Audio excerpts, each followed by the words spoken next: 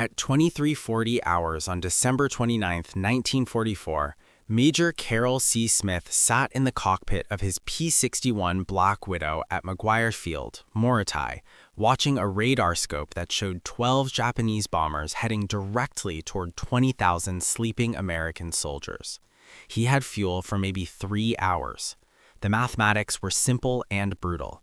Even if he shot down 3 bombers, 9 would get through. 9 bombers meant hundreds of American casualties, possibly thousands if they hit the fuel dumps.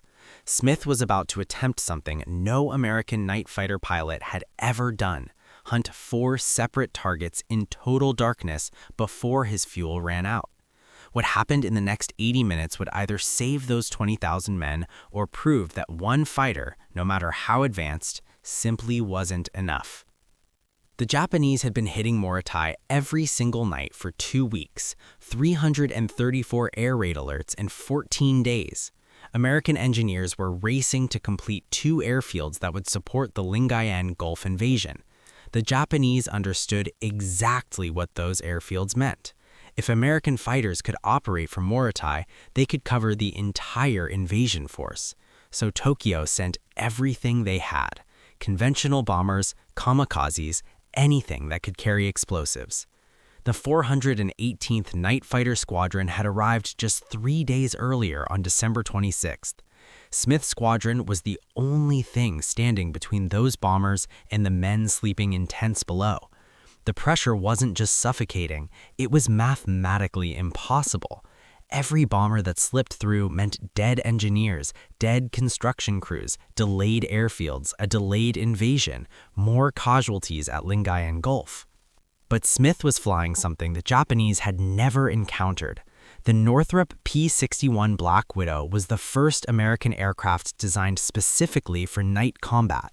66-foot wingspan, twin Pratt & Whitney R2800 engines producing 2,000 horsepower each, top speed 366 miles per hour. The 4 20mm cannons in the belly could shred a bomber in seconds. But the real weapon wasn't the guns, it was the SCR-720 radar mounted in the nose. This radar could detect aircraft up to 5 miles away in complete darkness. The Japanese had no idea it existed. Their bombers flew at night because they believed darkness made them invisible. That assumption was about to kill them. The radar operator sat behind Smith in a separate compartment. Lieutenant Philip Porter had been tracking targets for 6 months. He knew how to read the scope, how to vector Smith toward contacts, how to separate friendly aircraft from enemy bombers. At 23:42, Porter's voice crackled through the intercom. He had 4 separate contacts on the scope, all heading south toward Moritai, all at different altitudes. Smith had to make a choice that would define the entire night: which bomber to pursue first and whether his plan to intercept all 4 was genius or suicide. Smith pushed the throttles forward. The Black Widow climbed at 2,000 feet per minute. Porter called out vectors: heading 035, altitude 8,000 feet, range 4 miles. Smith couldn't see anything through the canopy. No moon, no stars, heavy clouds obscured everything. This was why the Japanese had chosen tonight. Complete darkness meant their bombers were invisible to conventional fighters. But the SCR-720 radar used a rotating parabolic dish that sent out microwave pulses 180 degrees forward. When those pulses hit an aircraft, they bounced back. Porter watched the return as a glowing blip on his scope. He had 2 displays. One showed azimuth, left or right of the aircraft's nose. The other showed elevation, above or below. Porter guided Smith using verbal corrections: left 5 degrees, down 3 degrees. The system worked because Porter was exceptional at his job. Range 3 miles. Smith activated his own radar scope, a smaller display integrated into the main instrument panel. When the target got close enough, Smith could track it himself without relying on verbal instructions. The Japanese bomber was a Mitsubishi G4M. The Americans called it Betty. 2 Mitsubishi Kasei engines, maximum speed 270 miles per hour, crew of 7, bomb load 1,760 pounds. The Betty had one critical weakness that would prove fatal: no self-sealing fuel tanks. One burst from Smith's cannons would turn it into a fireball. Range, 2 miles. Smith could see the target on his scope now. The blip was steady. The bomber crew had no idea Smith was behind them. Japanese bombers had no tail warning radar, no way to detect a pursuing night fighter. They flew in darkness believing they were safe. The P-61 made that assumption lethal. Smith closed to 1,000 yards, still couldn't see the Betty visually. The darkness was absolute. He relied entirely on the radar scope. 800 yards, 700, 600. At 500 yards, Smith finally saw it, a dark shape against slightly less dark clouds. The bomber's exhaust flames were barely visible, faint orange glows from the engine nacelles. Smith moved the P-61 into position, slightly below the bomber, slightly behind. The four 20mm Hispano M2 cannons were mounted in the lower fuselage, fixed forward. Smith had to aim the entire aircraft using the N6 gun sight integrated into his instrument panel. He adjusted position until the bomber sat centered in the reticle. Range 400 yards. Smith arms the cannons. Each cannon carried 200 rounds, 800 rounds total, enough for approximately 40 seconds of sustained fire. But Smith wouldn't need 40 seconds. Night fighter doctrine called for short, concentrated bursts. Get close, fire, confirm the kill, move to the next target. Wasting ammunition on a single bomber meant fewer rounds for the remaining targets. Smith squeezed the trigger at 350 yards. The four cannons fired in unison. The sound was deafening even through the engine noise. 20mm high-explosive shells streamed toward the Betty at 2,800 feet per second. Smith fired for 2 seconds, 12 rounds per cannon, 48 shells total. The Betty's right wing exploded. Fuel ignited instantly. The bomber rolled right and entered a steep dive. Smith watched it fall. The burning aircraft illuminated the clouds below. It hit the water 8 miles north of Morotai at 23:57. One bomber down, 11 remaining. But Smith's fuel gauge showed he'd burned through 15% of his fuel already, and 3 more contacts were still on Porter's scope, all heading toward the airfields, all separated by miles of black sky. Smith had exactly 112 minutes of fuel remaining. Porter identified the second target at 0014 on December 30th, heading 180 degrees, altitude 6,000 feet, range 6 miles. Smith turned the P-61 south and descended. The problem was geometry. The second bomber was 23 miles from the first kill. Smith's P-61 cruised at 280 miles per hour. That meant roughly 5 minutes to intercept. 5 minutes the bomber spent flying closer to Morotai, closer to the airfields, closer to completing its mission. Smith pushed the Black Widow faster, 320 miles per hour. The R-2880 engines consumed fuel at an alarming rate at high power settings. Every minute at maximum speed cost him 3 minutes of patrol time. But if he didn't intercept the bomber quickly, it would reach the target zone. American anti-aircraft gunners would open fire. The bomber might get shot down, or it might release its bombs. Either way, Smith would have failed. The mathematics of night interception were brutal. Most night fighter missions ended without contact. The sky was enormous. Even with radar, finding a single bomber required perfect coordination between pilot and radar operator. Finding 4 bombers in one night was nearly impossible. The 418th Night Fighter Squadron had scored 18 kills total since arriving in the Pacific Theater. 18 kills in 14 months. Smith already had 4 kills to his name. Adding 4 more in one night would make him the top American night fighter ace of the war. But records didn't matter. What mattered was stopping those bombers. Porter called out corrections. Smith adjusted heading. The second contact grew stronger on the radar scope. Range 4 miles, 3 miles, 2 miles. Smith spotted the bomber at 1 mile. Another Betty. Same profile, same vulnerable fuel tanks. The bomber was lower than the first one, 6,000 feet instead of 8,000, closer to the cloud layer. That gave Smith less room to maneuver. Smith positioned the P-61 below and behind the target. The approach had to be perfect. Too fast and he'd overshoot. Too slow and the bomber might spot him.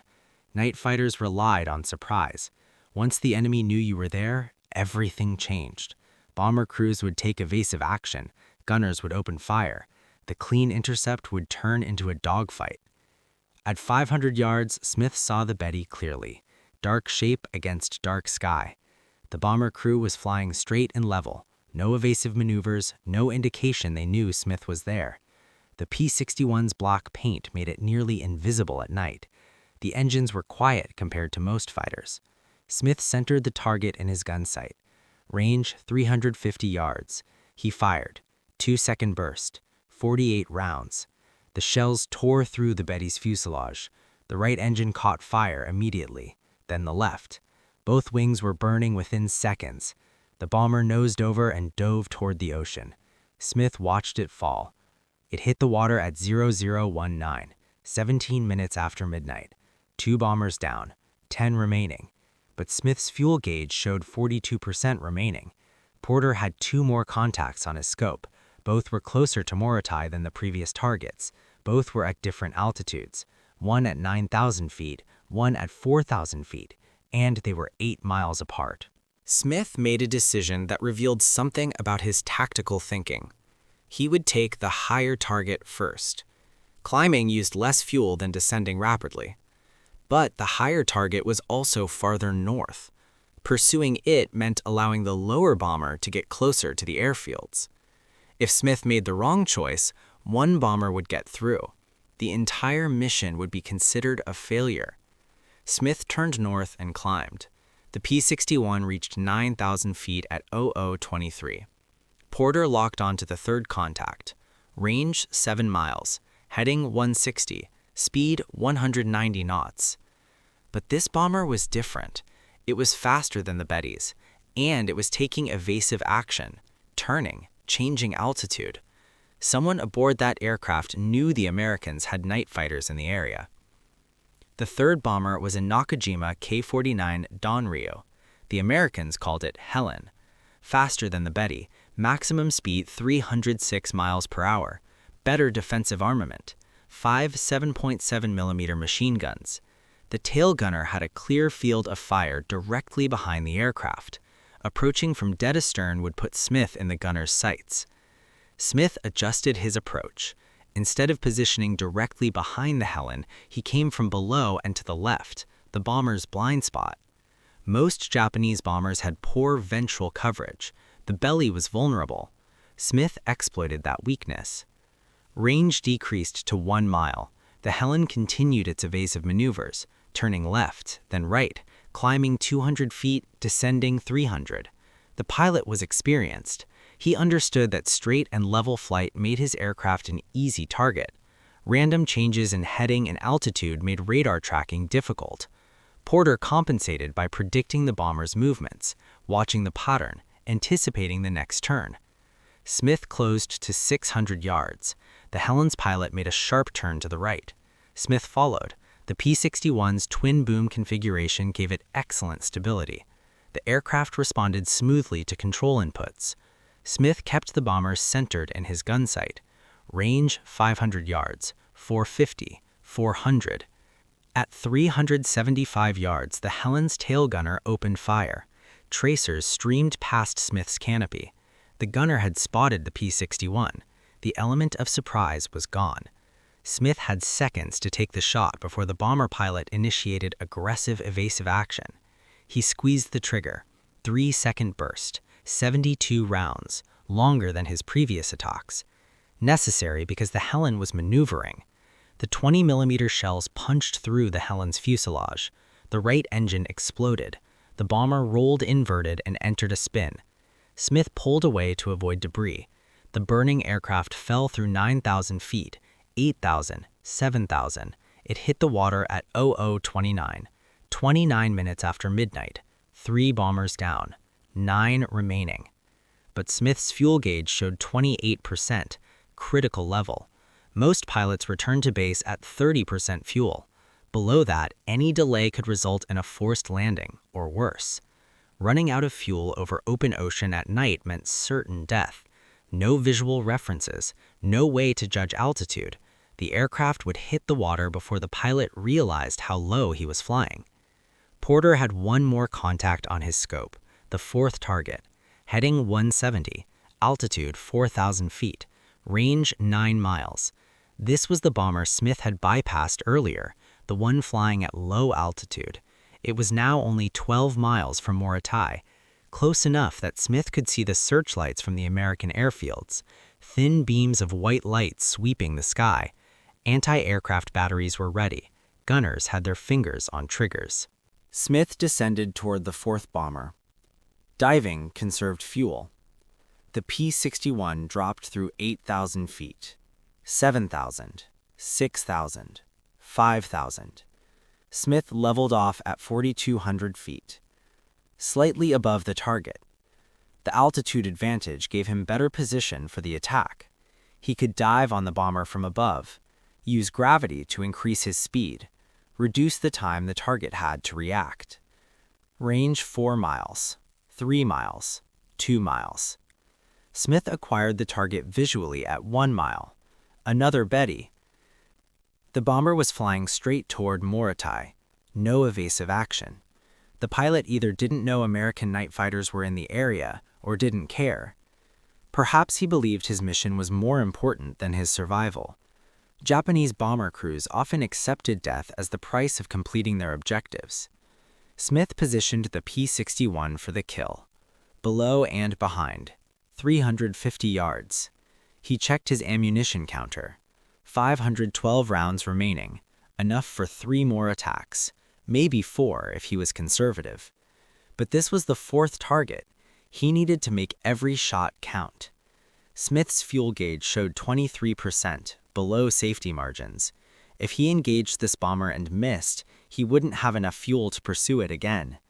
One chance, one burst. Then he had to return to base, whether the bomber was destroyed or still flying. Smith fired at 0034, 2-second burst, 48 rounds. The 20mm shells converged on the Betty's center fuselage. The bomber's port wing separated from the aircraft. Fuel tanks ruptured. Fire spread across the remaining wing structure. The Betty rolled left and dove toward the ocean. It impacted at 0035, 35 minutes after midnight. 4 bombers destroyed in 55 minutes. Smith turned the P-61 back toward Morotai. His fuel gauge showed 21%. The mathematical calculation was simple. McGuire Field was 18 miles south. The Black Widow consumed approximately 100 gallons per hour at cruise speed. Smith had roughly 60 gallons remaining. At cruise speed, he could fly for another 36 minutes, more than enough to reach the airfield, unless something went wrong. Porter scanned his radar scope for additional contacts. Nothing. The remaining 8 Japanese bombers had turned back. Whether they detected Smith's attacks or simply lost their nerve was irrelevant. The mission was accomplished. 4 kills, 0 American casualties. The airfields were safe. Construction crews would work through the night without interruption. The Lingayen Gulf invasion schedule remained intact. But Smith's night wasn't over. At 0042, Porter detected a new contact, heading north, range 4 miles, altitude 7,000 feet. Smith checked his position. He was 12 miles from McGuire Field, fuel at 19%. The contact was between Smith and his base. If it was a Japanese bomber, it was heading toward the airfield Smith had just defended. Engaging it would consume more fuel, possibly too much fuel. Smith might not make it back to base. The alternative was worse, letting a Japanese bomber reach Morotai unchallenged. Smith had destroyed 4 aircraft. If a 5th bomber got through and killed American personnel, the entire night's work would be tainted. Numbers didn't matter if someone died because Smith prioritized his own survival over mission completion. Smith turned toward the contact. Porter called vectors. The range closed rapidly, 3 miles, 2 miles, 1 mile. Smith acquired the target visually at 800 yards. It wasn't a bomber. It was a Nakajima K-84 Hayate.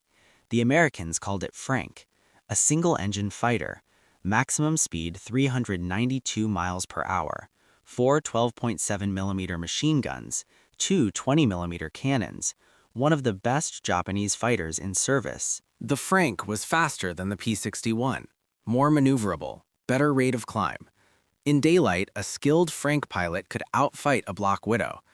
But this wasn't daylight, and the Frank pilot had no radar. He was flying blind, searching for American aircraft using visual references that didn't exist in complete darkness. Smith had one advantage.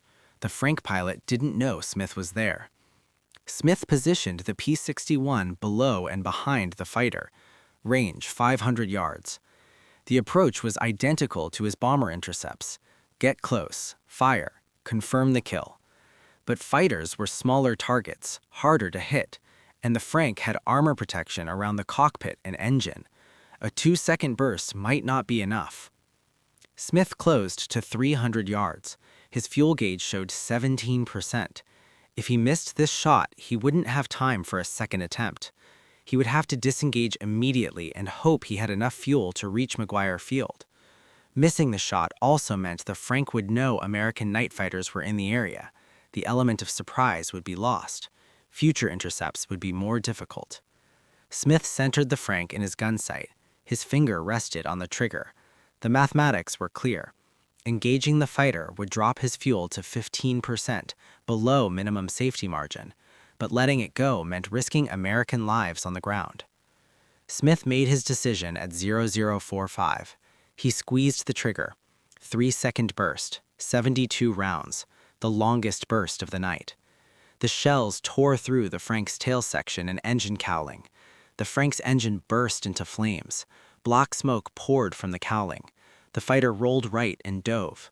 Smith watched it descend through 7,000 feet, 6,000, 5,000.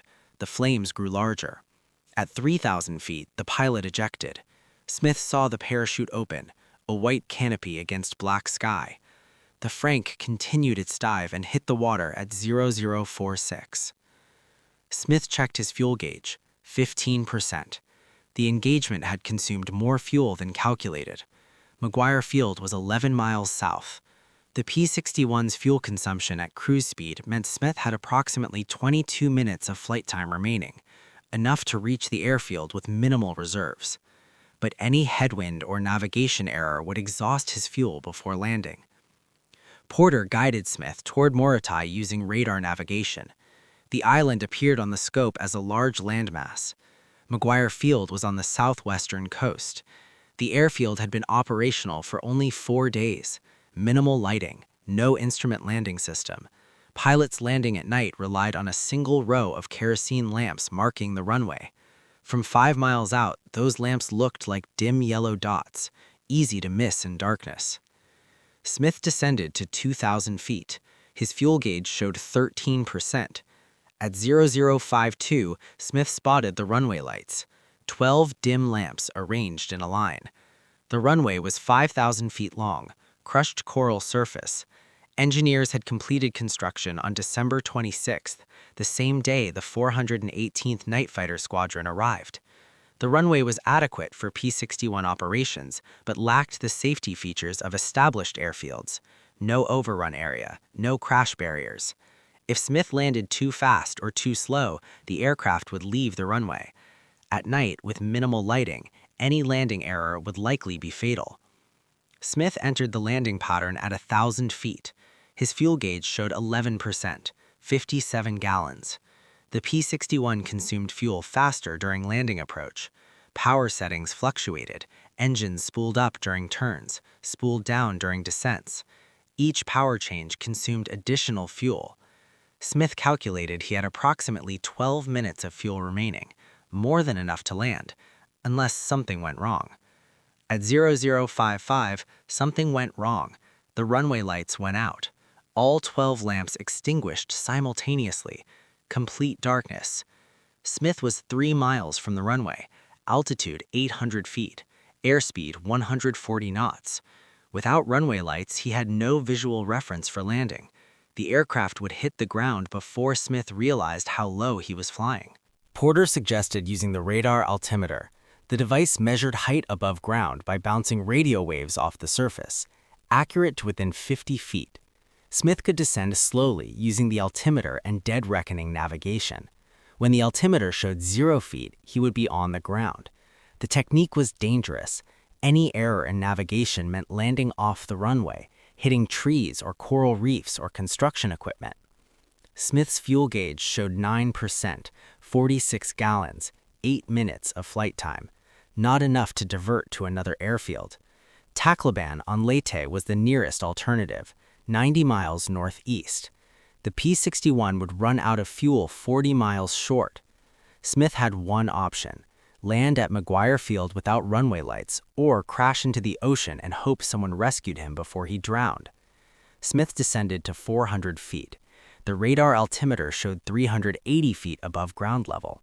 He reduced airspeed to 120 knots. The P-61's stall speed was 95 knots with flaps fully extended. Flying at 120 knots gave Smith a 25-knot safety margin. Not much, but descending slower would consume more fuel. The mathematics were unforgiving. Porter monitored the radar scope. The coastline of Morotai showed clearly. McGuire Field was inland, approximately 1 mile from the beach. Smith used compass heading to navigate. The runway ran north-south. Smith approached from the north. His heading was 180 degrees. If his navigation was accurate, the runway would be directly ahead. If not, he would land in jungle or construction areas or coral reefs. At 0058, Smith extended the landing gear. 3 green indicator lights confirmed all 3 wheels were down and locked. Main gear under each engine nacelle, nose gear, and the forward fuselage. The P-61's landing gear was robust, designed to handle rough airfields, but landing without visual references meant Smith couldn't judge his touchdown point. He might hit too hard, collapse the gear, the aircraft would cartwheel. At 120 knots, the crew would not survive. Smith's fuel gauge showed 7%, 36 gallons, 5 minutes remaining. He extended flaps to full. The P-61's airspeed decreased to 110 knots. The aircraft descended at 300 feet per minute. The radar altimeter showed 250 feet, 200, 150. Smith couldn't see the ground. No lights, no visual references, just instruments and the hope that his navigation was correct. At 100 feet altitude, Smith reduced power. The descent rate increased to 400 feet per minute, faster than normal, but necessary to reach the ground before his fuel ran out. 75 feet, 50 feet, 25 feet. Smith prepared for touchdown. His hands gripped the control column, his feet rested on the rudder pedals, ready to correct for any deviation. The P-61's main wheels hit crushed coral at 0059. The impact was harder than normal. Smith felt the jolts through the airframe, but the landing gear held. The nose wheel touched down 3 seconds later. Smith applied brakes. The P-61 decelerated rapidly, 100 knots, 80, 60, 40. The aircraft slowed to taxi speed at 20 knots. Smith couldn't see where he was on the runway. He kept the brakes applied until the P-61 stopped completely. His fuel gauge showed 6%, 29 gallons, 3 minutes of fuel remaining. Ground crew arrived with flashlights. They guided Smith to the parking area. The P-61's engines shut down at 0103, 1 hour and 3 minutes after takeoff. Smith climbed out of the cockpit. His legs were stiff. His hands were shaking, not from fear, from exhaustion. 5 intercepts, 5 kills, 1 blind landing, all in 63 minutes of combat. Porter climbed out from the radar operator's compartment. He had tracked 5 targets successfully, vectored Smith to each intercept, maintained radar contact throughout the engagement. Without Porter's skill, none of the kills would have been possible. Night fighting was a team effort, pilot and radar operator working in perfect coordination. Intelligence officers arrived at 0115. They wanted details, times, locations, altitudes, aircraft types. Smith provided the information from memory. 4 Mitsubishi G4M Betty bombers, 1 Nakajima K-49 Helen bomber, 1 Nakajima K-84 Frank fighter, all destroyed between 23:57 on December 29th and 00:46 on December 30th. Total engagement time 49 minutes. The intelligence officers confirmed the kills through multiple sources. Ground radar had tracked the intercepts. Coast watchers reported seeing aircraft crash into the ocean. Wreckage was visible at first light. 4 bombers, 1 fighter, all exactly where Smith reported. But Smith wasn't finished. On December 30th, 1944, at 14:30 hours, Smith flew his second mission of the day. Japanese reconnaissance aircraft had been spotted over Moritai. Single-engine fighters, faster than bombers, more difficult to intercept. Smith and Porter took off in the same P-61. The aircraft had been refueled and rearmed. 800 rounds of 20mm ammunition, 646 gallons of fuel. At 15:12, Porter detected a contact heading north. Altitude 12,000 feet. Range 8 miles. Smith climbed to intercept. The target was another Nakajima K-84 Frank fighter, faster than the P-61 in level flight. But Smith had altitude advantage. He dove on the Frank from above. The diving attack increased his speed to 390 miles per hour, faster than the Frank's maximum level speed. Smith fired at 400 yards, 2-second burst, 48 rounds. The Frank's engine exploded.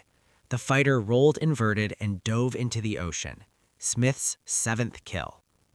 The final victory made him the top-scoring American night fighter ace of World War II. 7 confirmed kills, all achieved in less than 24 hours of combat flying. No other American night fighter pilot in any theater would match that total. The 418th Night Fighter Squadron continued operations from Moritai through January 1945. The unit scored 18 total kills during the war, the highest total of any P-61 squadron in the Pacific Theater. Smith's 7 kills accounted for 39% of the squadron's total score. Maguire Field supported the Lingayen Gulf invasion as planned. American forces landed on January 9, 1945. P-51 Mustangs and P-47 Thunderbolts operating from Moritai provided air cover. The airfield Smith defended on December 29th enabled that air cover. Engineers estimated that Japanese bombs hitting the construction areas would have delayed airfield's completion by 2 weeks. 2 weeks meant the invasion would have been delayed. Casualties would have mounted. The war would have lasted longer. Smith survived the war. He returned to the United States in February 1946, left the military, became a civilian, never sought publicity, never wrote memoirs. The only records of his achievement exist in military archives, unit histories, intelligence reports, the dry documentation of kills confirmed and missions accomplished. The P-61 Black Widow proved what night fighters could achieve. 700 aircraft built, used in every theater: European, Pacific, China, Burma, India, Mediterranean. The aircraft dominated night combat from 1944 through 1945. But in December 1944, over Moritai, the Black Widow was the most advanced night fighter in the world, and Carroll Smith was the best pilot flying it.